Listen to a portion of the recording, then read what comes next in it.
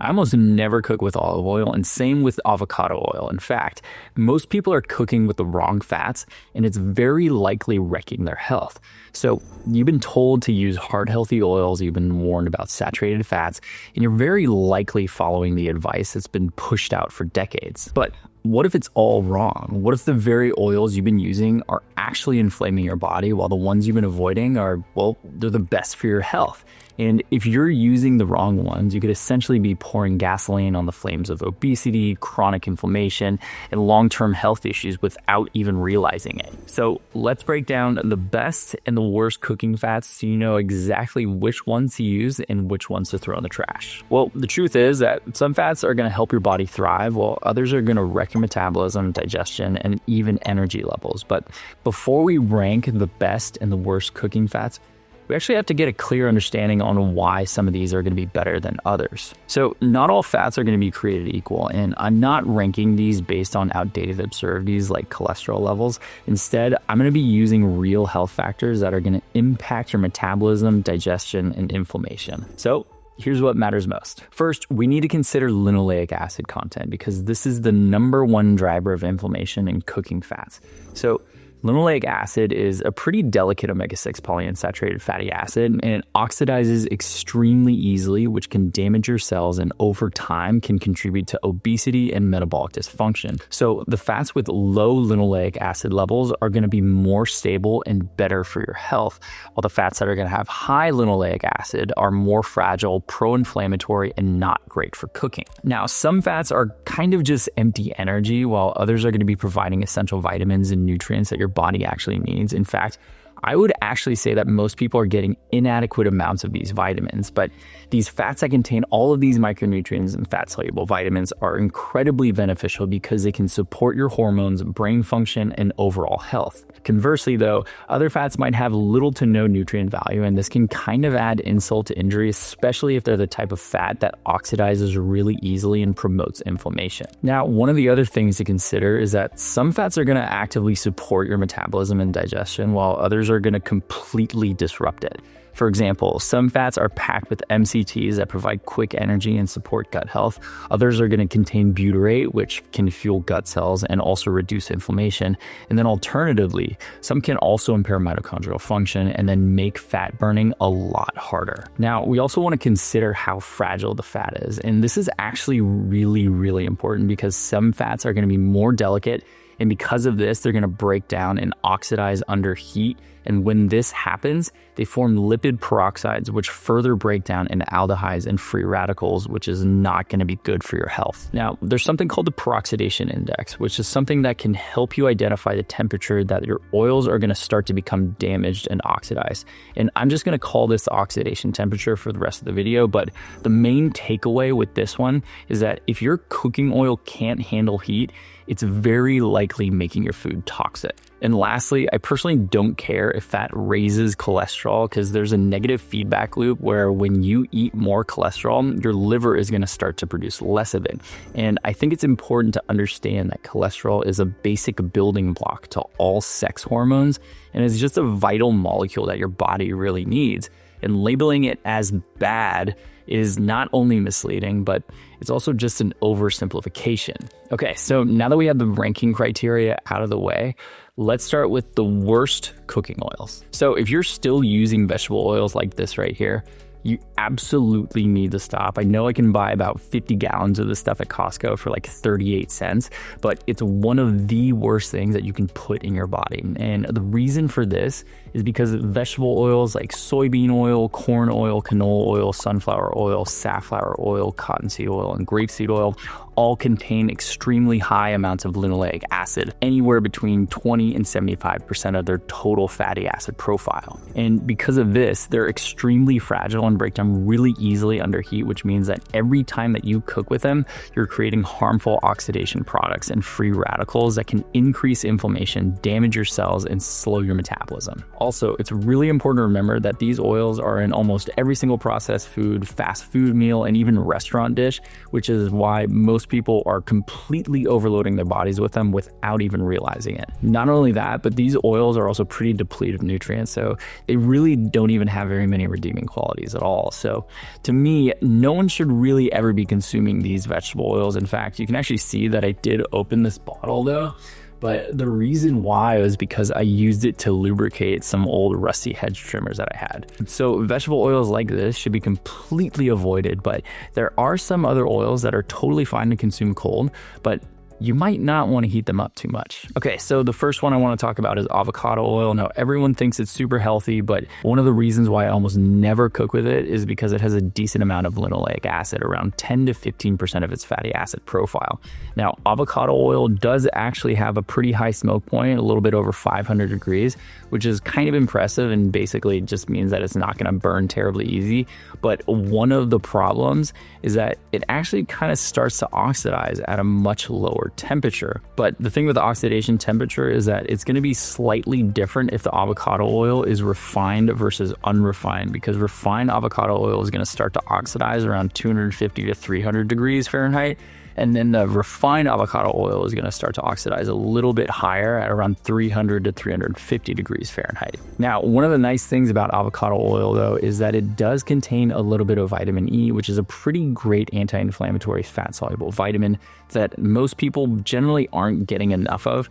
And if you're going to use this, though, make sure that you're just using it for dressings or cook with it at a slightly lower temperature. Okay, so next we have everyone's favorite, which is olive oil, which I don't particularly love for cooking, but it's generally pretty okay for dressings and if you're not heating it up to really high temperatures. Now, the reason for this is because it does contain a moderate amount of linoleic acid and has a lower oxidation temperature of about 250 to 300 degrees Fahrenheit. Now, the silver lining with this is that if it's high quality extra virgin olive oil, it's going to have some antioxidants and polyphenols, which are great for reducing inflammation and even hormonal health. But again, this is something that I rarely use, mostly because I'm trying to keep my linoleic acid consumption as low as possible.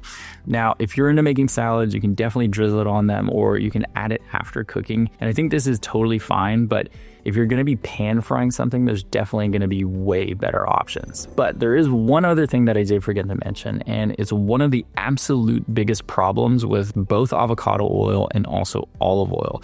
And that is they are often adulterated with seed oils, and this is obviously going to ruin any potential benefits of using them at all. So if you want to get real avocado oil or olive oil, what you can do is just look for trusted brands that do third-party testing, like California Olive Oil Ranch for olive oil and Chosen Foods for avocado oil. Also, only buy from brands that use dark glass bottles, not plastic, and check for certifications like the COOC or California Olive Oil Council or 100% pure labels. Certified organic is also going to be pretty ideal too, but it's still possible that those oils can be contaminated, but it's a lot less likely.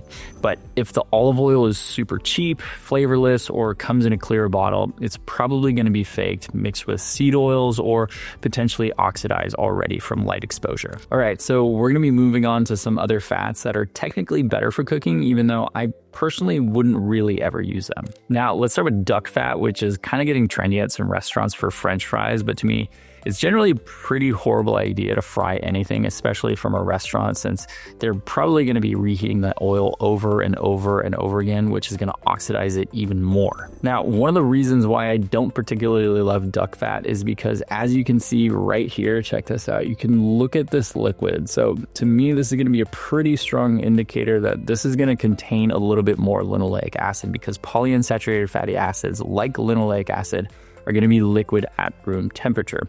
And about 10 to 13% of this fatty acid profile is going to be coming from linoleic acid. So again, it's not ideal. Now, its oxidation temperature is actually a little bit higher than olive oil, and it can be stable enough for cooking, but it's definitely not something that you're going to be wanting to use every single day. But again, to me, it's really not ideal if you're trying to avoid excess omega-6 fats. But if you're going to be roasting potatoes or crisping up some meat every once in a while, it's fine. But I definitely wouldn't make it a staple, and I've actually never even used it. All right, so let's go over lard next. And I don't know if you know this, but What I'm holding right here, it's not actually lard. Yes, I know I probably fooled you with this super high quality labeling, but high quality lard from pasture raised pigs for some reason is actually kind of hard to find. And to be honest, I already spent like $100 on all of this fat. So cutting corners kind of just felt right. So let's just pretend that this right here is lard. Now, if you can get lard from pasture-raised pigs, it's not going to be terrible, but it still has more linoleic acid than I'd like to admit, which is actually one of the biggest reasons why I personally don't use it at all. In fact, this is arguably the biggest reason why I generally don't even eat pork or bacon, but it still does actually hold up decently well when it comes to heat. And it does actually contain some vitamin D if the pigs were raised outdoors. But in general, if you cook with it, it's going to be okay for light frying or roasting, but there are also definitely going to be some better options out there though. Okay, so those were a couple of the okay fats to cook with, but not ideal. But now we're going to be moving on to my favorite fats to cook with. So coconut oil is going to be a pretty great option. It basically has almost no linoleic acid, and it's packed with MCTs or medium chain triglycerides, which have pro-metabolic and metabolism boosting effects. And your body essentially is just going to be using these MCTs for really quick, efficient energy.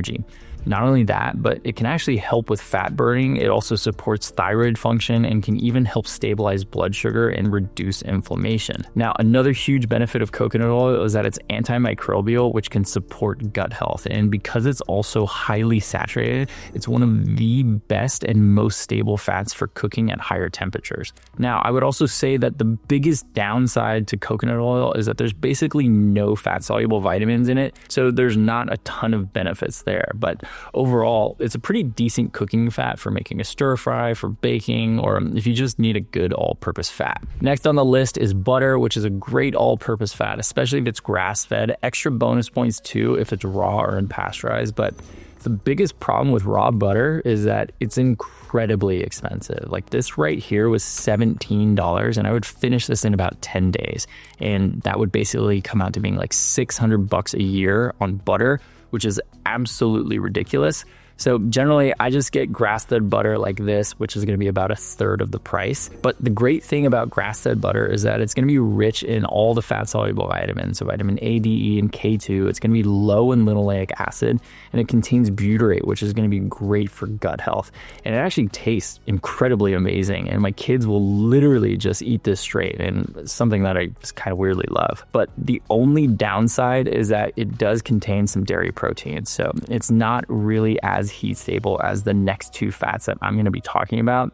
So if you're cooking at lower temperatures for frying eggs or sauteing, or just want to add some flavor to your food, butter is going to be a really, really great pick. All right, so now we're going to be talking about ghee, which is basically butter, but technically a little bit better. So ghee is actually made by slowly heating the butter to separate the milk solids and water from the pure butter fat.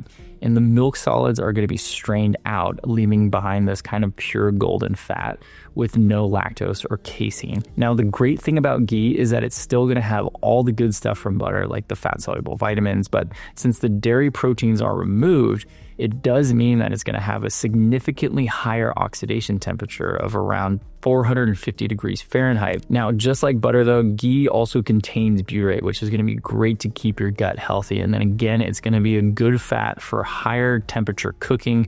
So it's good for sauteing, and it's also great for roasting. Now, one of the best cooking fats is going to be beef tallow. It's super low in linoleic acid, about 2 to 3%, which means it's not going to inflame your body like seed oils do. It's also packed with vitamins that actually support your health. So those fat soluble vitamins like vitamin A, D, E, and K2, especially if it's grass-fed. And it's pretty stable at high heat, and it has an oxidation temperature of around 400 degrees. Now, one of the best things about beef tallow is that it's packed with stearic acid, which is a type of fat that actually helps your body burn fat instead of storing it. And beef tallow is just great because it's going to help boost your energy by improving mitochondrial function. It's going to help you feel fuller for longer, and it doesn't cause inflammation like seed oils. It also helps support hormone health, which is a really, really huge plus as well. So when it comes to cooking though, beef tallow is going to be a pretty decent fat if you're going to be frying, roasting, or searing.